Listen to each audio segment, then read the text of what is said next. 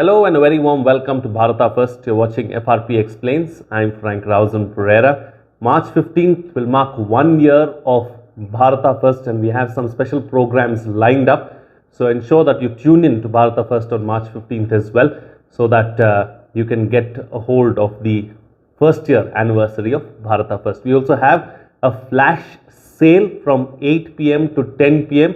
just for 2 hours only on March 15th. So go to kc.bharatafirst.com and participate in the sale and get some amazing discounts. Now, since you're here, please like the video, subscribe, hit the bell icon and share the content as well so that more people get to know about Bharata First.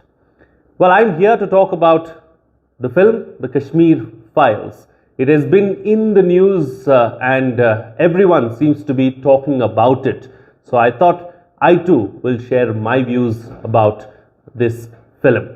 Let me give you a disclaimer upfront itself that I haven't watched the movie as such, but I've seen the trailers and I've read a lot of literature about the movie itself, and I'm coming to a conclusion based on that. Now, it's fact, it's real that the Kashmiri Pandits in 1990 were driven out of Kashmir and atrocities were committed against them. Unfortunately, there isn't enough literature to tell us exactly what happened, how it happened, who did what, and what was the final outcome. This film brings out exactly that. Extensive interviews were carried out by the members of the film staff to try and ensure that a real picture of what happened in 1990 really comes out. The times were bad. It was an exodus. The minority Pandits in Kashmir were driven out and driven out forcefully. Women were raped, children were not spared, and the gravest of crimes were committed when they were driven out of Kashmir. Who was behind it? What was the reason for it? We've all heard about Kashmiri Pandits being driven out of Kashmir. We all know about the incidents, but exact details have never emerged in the form of a literature or in form of a film or anything like that. So this film captures all of that. Don't forget, there is a whole generation of millennials born in this century who do not know or who have never seen or witnessed even through the newspapers or through television about what happened in the 1990s in Kashmir. So they need to be aware of what happened in the past. It's part of our history and that is something we need to understand. The movie has run into several controversies right from the beginning in terms of the filming of the movie not being allowed in Kashmir, or for that matter several fatwas being issued against the cast of the movie. Even now, that the movie has released, there are still cases pending in courts. People have filed suits saying that the movie should not be allowed to be aired. These are some of the challenges that the movie has gone through, but still the movie has tried to bring out a true picture. It's more in a documentary style. And here I would like to bring or make a comparison with the Jews. The Holocaust is something that the Jews are reminded about every now and then. It is part of their tradition to know how they were driven out of the world and sent to one particular place, how atrocities were committed against them. And this has become a part of their tradition and has made them so much more stronger.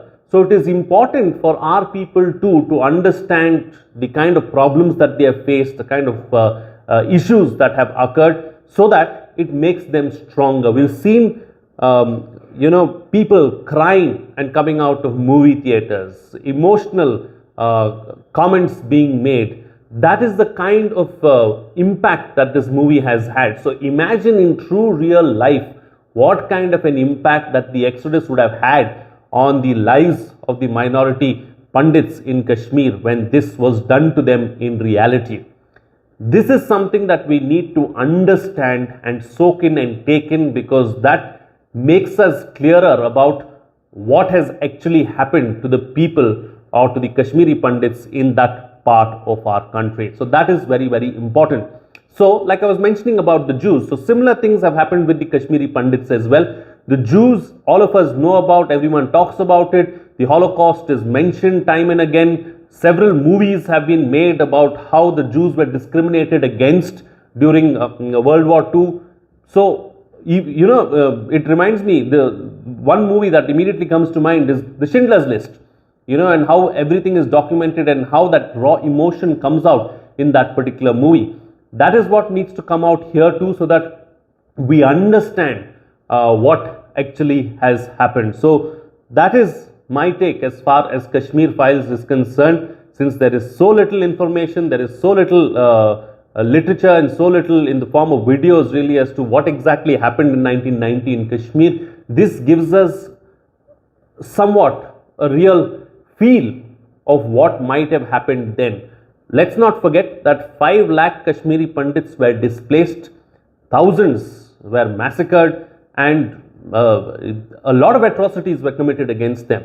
So this film at least tries to portray that in its raw form so that we can get a feel of what really happened. Now, I'd like to talk about another aspect. The government of late has tried to, rehabilitate the Kashmiri Pandits and take them back to Kashmir, to their original place of dwelling and living. But that really hasn't gone too far, even though the schemes have been launched. Unless you provide for protection, unless you allow the Kashmiri Pandits to live freely, it's going to be very difficult for them to go back. And that is a big challenge that we are going to see, because what is being done even now is, there are these camps that have been set up, like ghettos, where they have to live within, where security is being provided, and they can't really live freely.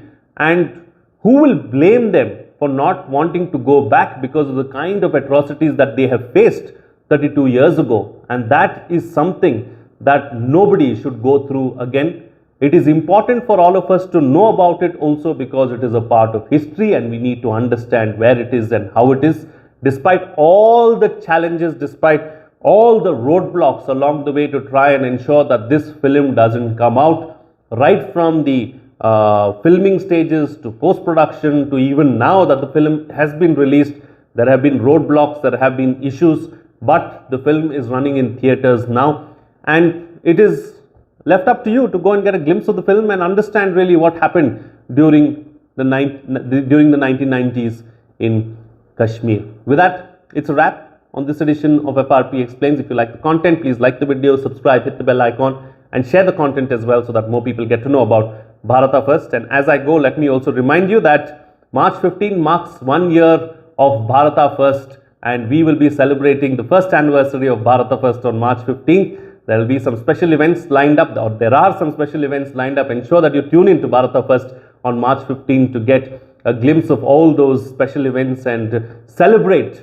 our first anniversary with us. Like I mentioned before as well, this is not my platform, this is our platform. Let's nurture it and take it to new heights.